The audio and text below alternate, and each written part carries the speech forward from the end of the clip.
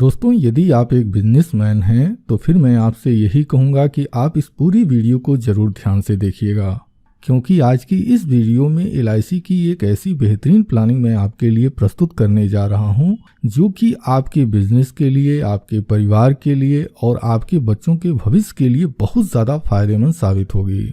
एक इंसान अपने जीवन में जो भी कार्य करता है वह अपने व्यवसाय से होने वाली आय के आधार पर ही करता है।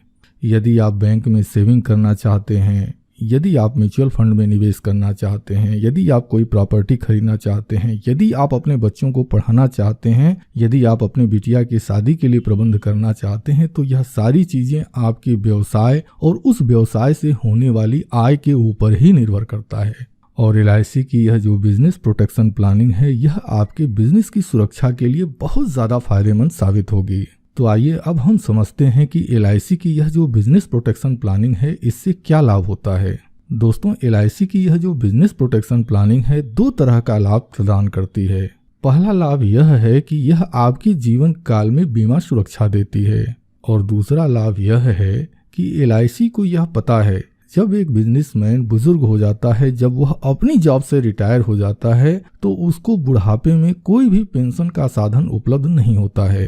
तो LIC की यह जो प्लानिंग है आपके बुढ़ापे के लिए एक फंड का निर्माण करती है। यह फंड इकट्ठा रूप में आपको वापस कर दिया जाता है। आप इस फंड का उपयोग पेंशन के लिए कर सकते हैं। दोस्तों, LIC के इस प्लानिंग को समझने के लिए सबसे पहले हमें बिजनेस को समझना जरूरी है।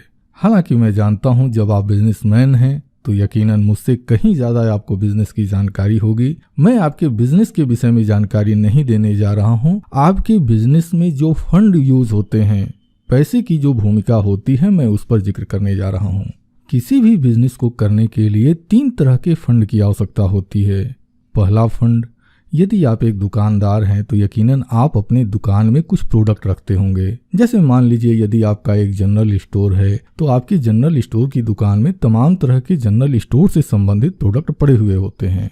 अब यह जो भी प्रोडक्ट पड़े हुए होते हैं, यह एक फंड के रूप में होता है। जब आप इसको बेचते हैं तब इससे आपको इनकम मिलती है, आपकी कमाई होती है। दूसरा फंड आपके ग्राहकों के बीच में आपके द्वारा दिया गया उधार रुपए के रूप में होता है। मुझे यकीन है कि हर बिजनेस में कुछ न कुछ उधारी का धंधा होता ही होता है। तो यकीनन आपके पास भी कुछ ऐसे ग्राहक जरूर होंगे जो आपसे सामान खरीद कर लेकर जाते होंगे, लेकिन पैसे का भुगतान कुछ दिनों के बाद या 1 महीने के बाद जब उनको पेमेंट मिलता है तब वो करते हैं। इसके बाद आपका बिजनेस प्रभावित न हो, इसके लिए आपके गल्ले में या फिर आपके सेफ में कुछ न कुछ पैसे जरूर पड़े हुए होते हैं। यानी कि किसी भी बिजनेस को सुचारू रूप से चलाने के लिए यह 3 तरह के फंड की आवश्यकता होती है, और आपको इन तीनों ही तरह के फंड को मेंटेन करना बहुत ज़्यादा जरूरी हो जाता है।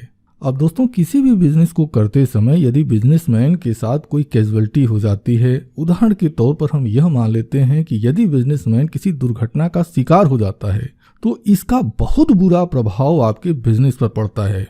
सबसे पहला जो तात्कालिक प्रभाव कहा जाए वह यह हो सकता है, सपोज दैट मान लीजिए कोई बिजनेसमैन है, उसका एक्सीडेंट हो गया, तो उसके जो परिवार के सदस्य होंगे, उसके हित मित्र होंगे, वह उसको हॉस्पिटल में एडमिट कराते हैं।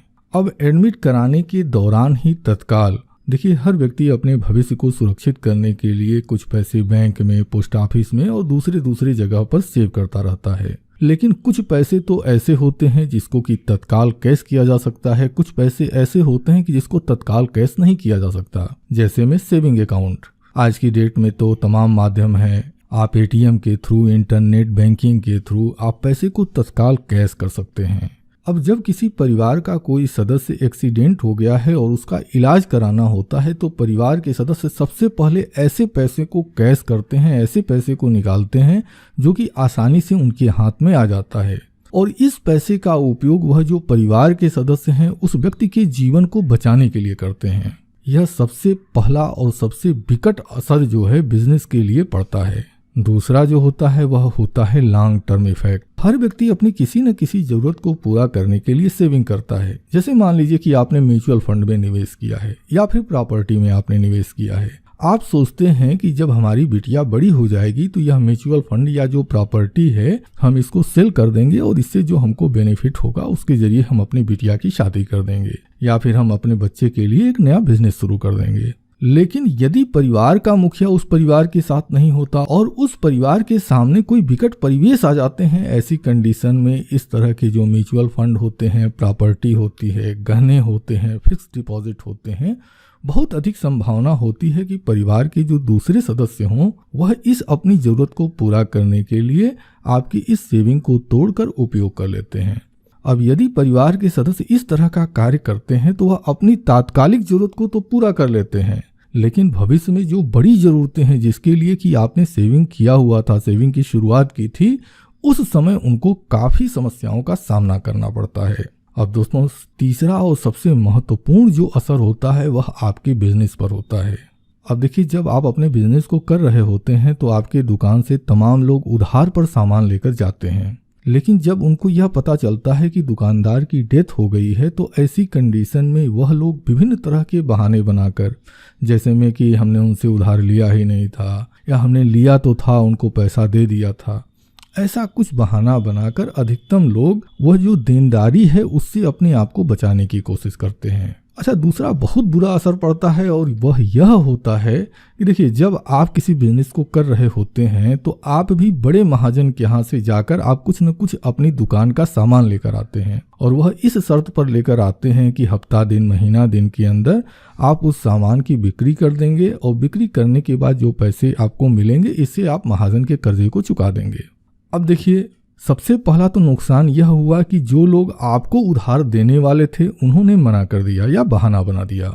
दूसरा चीज, जो महाजन है वह आपके व्यवसाय का जो भी उत्तराधिकारी होगा उस पर यह दबाव बनाएगा कि उसकी जो उधारी है या तो आपके बिजनेस का जो वारिस है वह उस पैसे को वापस करे या फिर जो सामान आपने महाजन के यहाँ से लेकर आप आए हुए थे उस सामान को वह वापस ले जाने की डिमांड करेगा। तो यह जो कंडीशन होती है किसी भी बिजनेस के लिए बहुत ही बुरी होती है। तो दोस्तों, मेरी LIC को आपकी इस तरह की समस्याओं की पूरी जानकारी थी और इसी जानकारी को ध्यान में रखते हुए LIC ने बिजनेस प्रोटेक्शन प्लान लॉन्च किया। अब यह प्लान क्या कहता है, आइए हम इसको एक एग्जाम्पल से समझते हैं। अब एग्जाम्पल के लिए हम यह मान लेते हैं कि आपका जो बिजनेस है, आपके बिजनेस की वैल्यू 30 लाख रुपए है और आपकी एज 30 साल है और सपोज दैट कि आज की डेट में आप यह मानकर चल रहे हैं कि हम 60 साल की एज में रिटायर हो जाएंगे। तो ऐसी कंडीशन में आप यह जो पॉलिसी है वह 30 साल के टर्म के लिए आप इस पॉलिसी को लेंगे। और कमाल की बात मैं आपको बताऊं, यदि आपके बिजनेस की वैल्यू 30 लाख रुपए है और आप इस प्लान को लेते हैं तो इसके लिए केवल और केवल आपको डेली का 283 रुपए जमा करना होता है। यदि आप डेली के 283 रुपए बचत करते हैं तो इससे आपको क्या लाभ होगा, आइए अब इसको समझते हैं। तो LIC की पॉलिसी में सबसे पहला जो लाभ होता है वह होता है रिस्क कवर का। जैसे मान लीजिए 30 साल की एज में आपने इस प्लानिंग को ले लिया और पहले साल ही अगर कोई कैजुअलिटी हो गई, अगर डेथ हो गई, तो ऐसी कंडीशन में 56,35,000 रुपए का भुगतान मेरी LIC तत्काल कर देगी।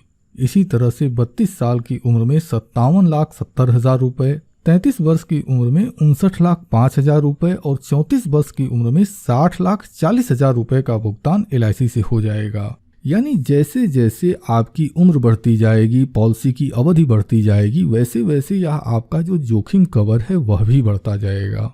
LIC को यह भी पता है कि हमारे बिजनेसमैन को समय समय पर पैसों की आवश्यकता पड़ती है, तो LIC ने इसमें यह भी व्यवस्था बनाया है कि आप अपनी इस पॉलिसी के ऊपर ही जब भी कभी आपको जरूरत समझ में आती है आप लोन के लिए अप्लाई कर सकते हैं और आप इस पॉलिसी से लोन ले सकते हैं।